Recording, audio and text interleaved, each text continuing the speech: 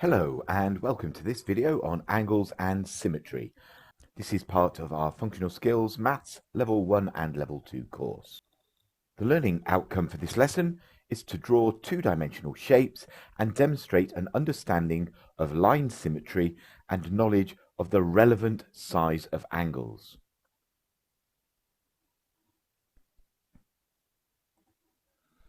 Our linked learning goes back to properties of two-dimensional shapes, where we talked about the number of corners and angles and lengths of sides on various shapes like triangles, squares, rectangles and circles. The first topic we're going to look at are lines of symmetry. And a line of symmetry is a line that cuts a shape exactly in half. It's sometimes known as a mirror line.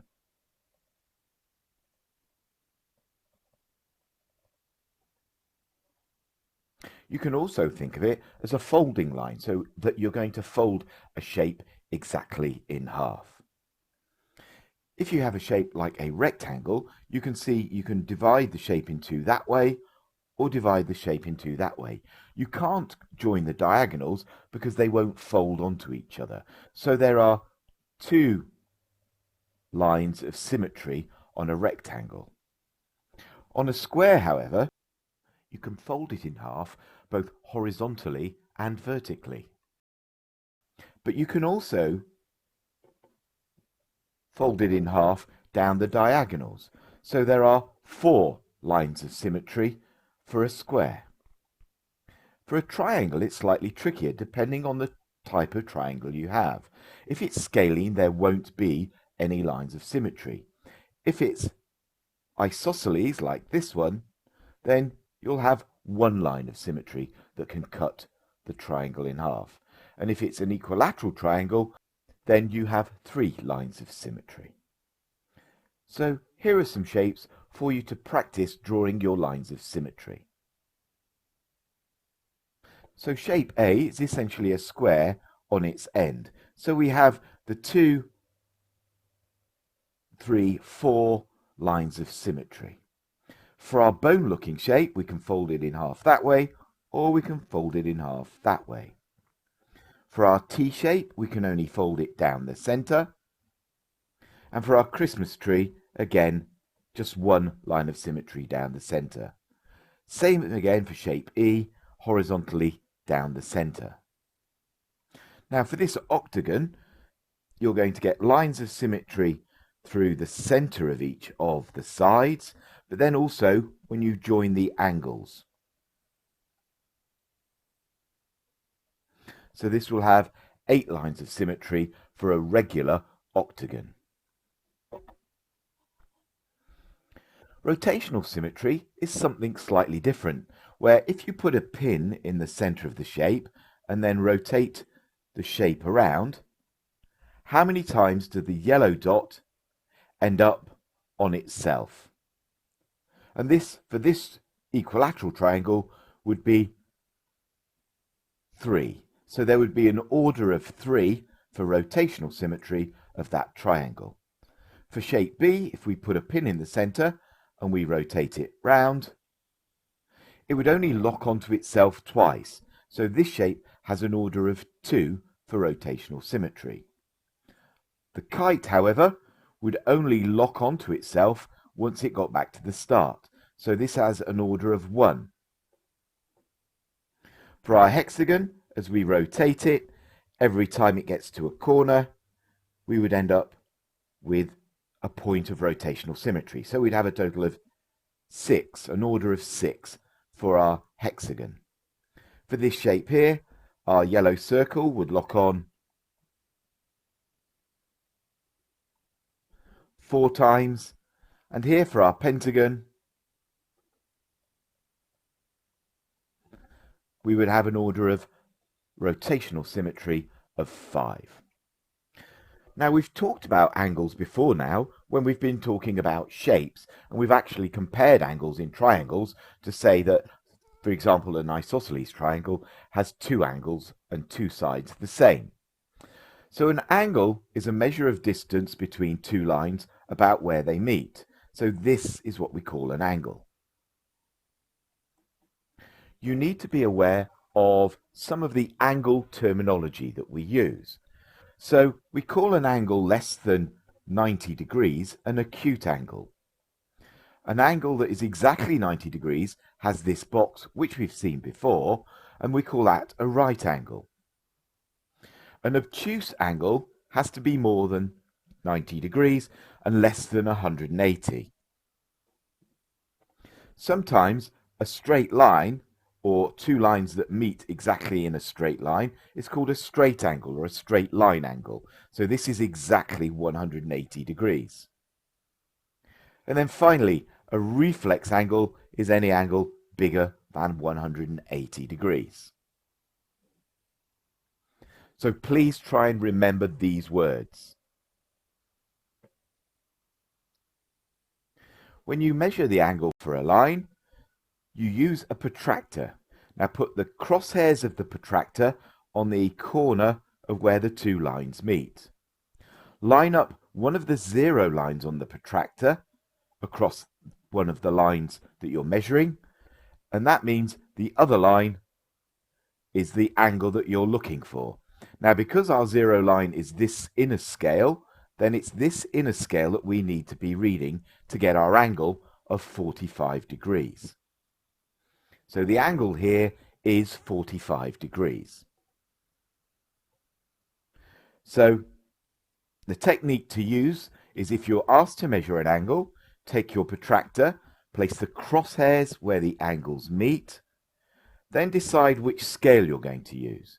So here we're using the inner scale because we've lined 0 with this baseline here. So we're using this inner scale to go round to this point. So it's going to be 50, 1, 2, 3, 4. So this is 54 degrees as an angle.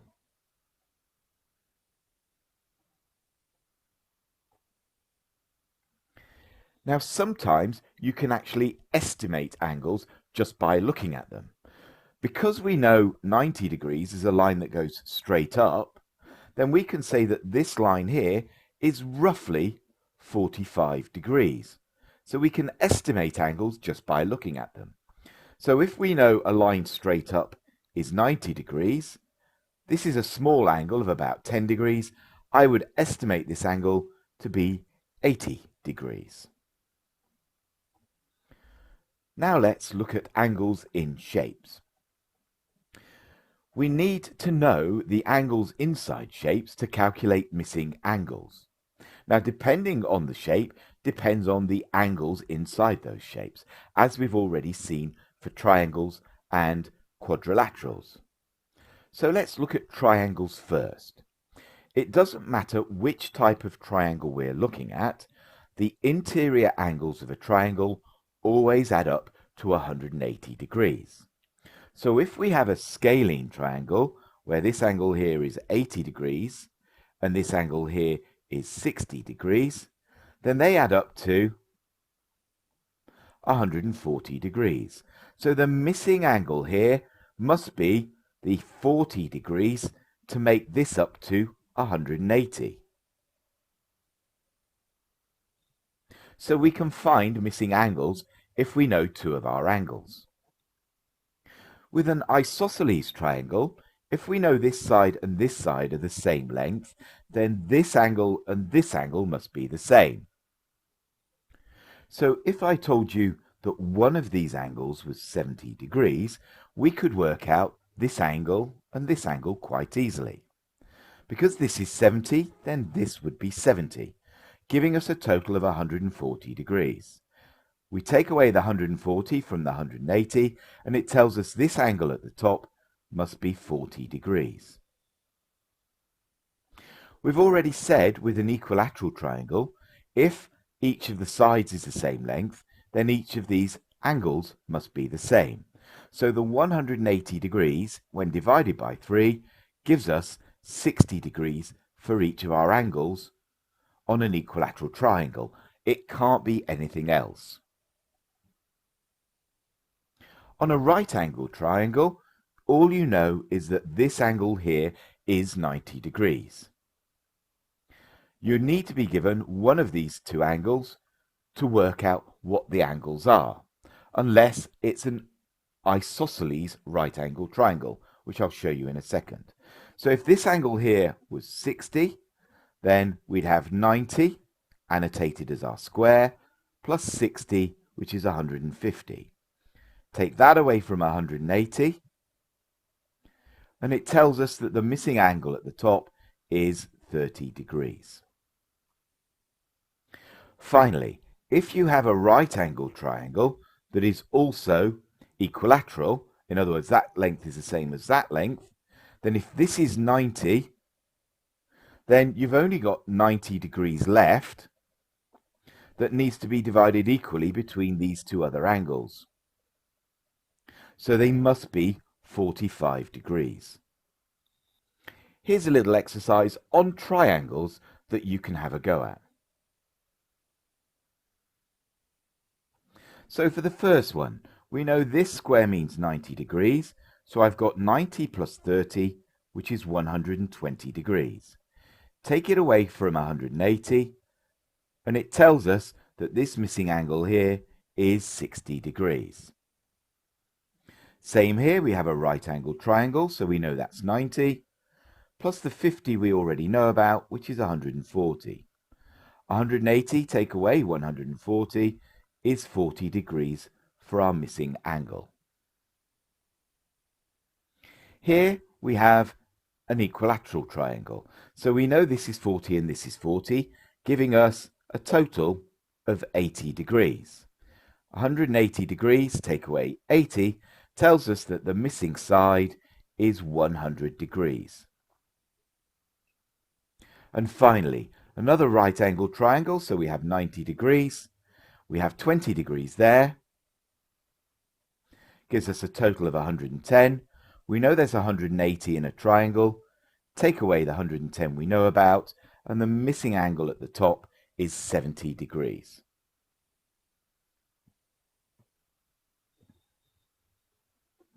Similarly, for a quadrilateral, all of the interior angles on a quadrilateral, it doesn't matter what it looks like, will add up to 360 degrees. So the easy ones to spot are the squares in the rectangles where we have 4 lots of 90, which give us 360.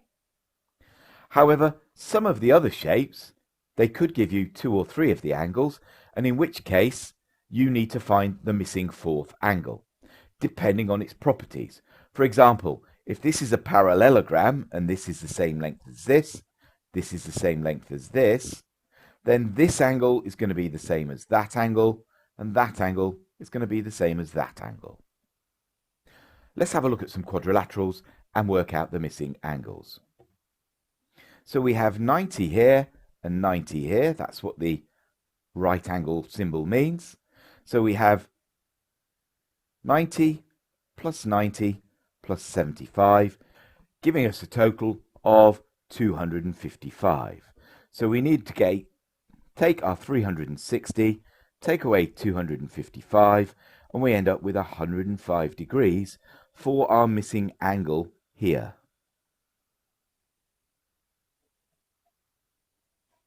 Same for this shape. We know 3 of our angles and we're looking for the 4th. So add the 3 you know about.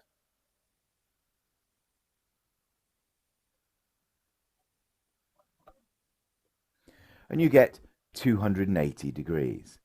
Take your 360, take off your 280, and that tells you that the missing angle here is 80 degrees.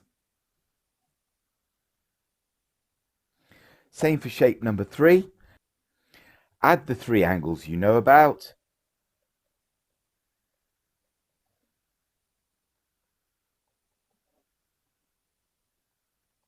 And then take that total from 360. So the missing angle is 137 degrees. It's absolutely no different for this shape, as this has 4 sides. So add the angles you know about. So we have a right angle there. So we've got 90 plus 23 plus 234, giving us 347 degrees. Take it away from 360, and you end up with 13 degrees for our missing angle. Now remember what we said about estimation. Does the angle look right? So when you're doing these calculations, ask yourself, does this look like 105 degrees? Does this look like 80? Does this look like 137? And does this look like 13 degrees? That's the whole point of the estimation exercise we did earlier. It's a form of check of your answer.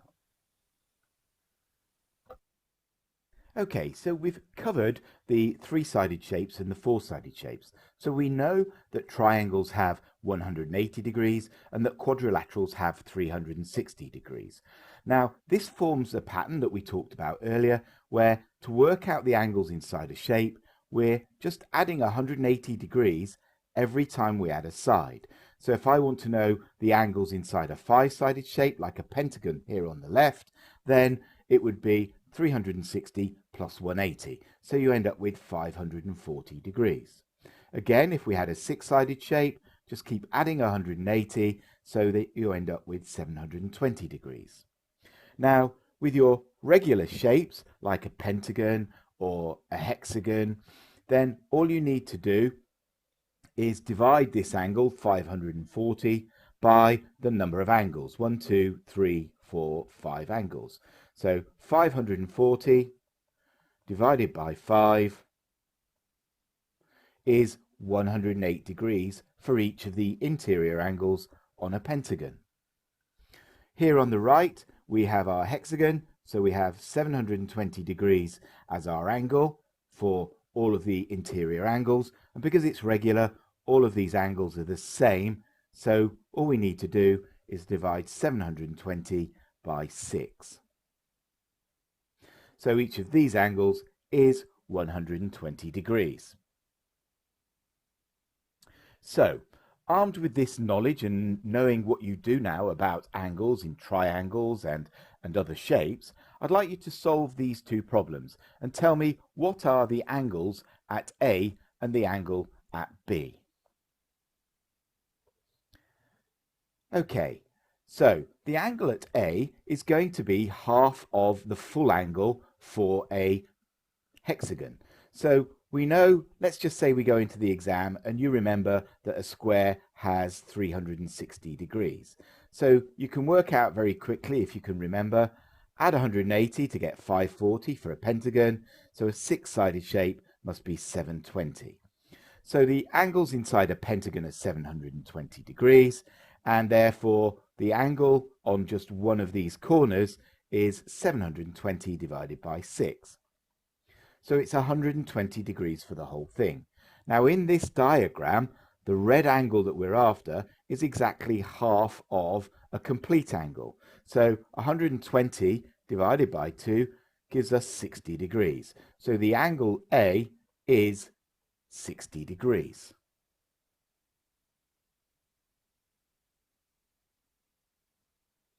Let's look at the diagram over on the right and work out the angle for B. So first of all, we need to understand how many sides this shape has so that we can classify it. So that's 1, 2, 3, 4, 5, 6, 7, 8. So we've got an octagon. So if we go over to the left-hand side and we know that a four-sided shape has 360, and we get to our six-sided shape, like we've done over on the left, we get 720. Seven-sided shape, add 180, and you end up with 900 degrees. And then our eight-sided shape is 900 plus 180, and that's 1080 degrees. So the interior angles on a octagon add up to 1080. So 1080 divided by 8 will tell us what one of these full angles is worth.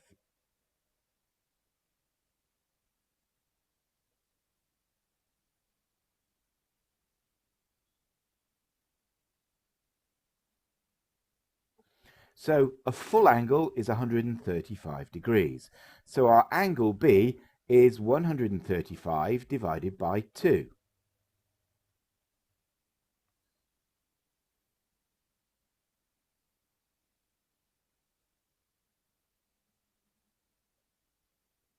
So the angle B is 67.5 degrees.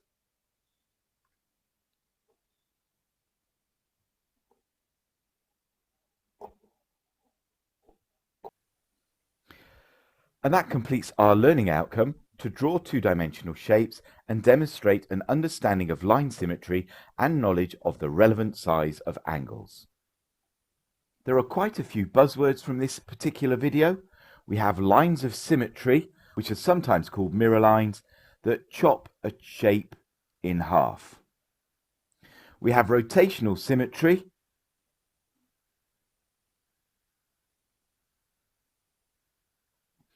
which spins one point around a shape, and it gives us an order of rotational symmetry. We have the different angles. We have an acute angle, which is less than 90, a right angle, which is 90 degrees, shown by the little box, the obtuse angle, which is greater than 90, and the reflex angle, which is greater than 180. And then if you have one straight line joining another straight line exactly, then you have the straight angle. And that concludes this particular video. If you'd like more practice, please see your teacher. I hope this video has been of use to you.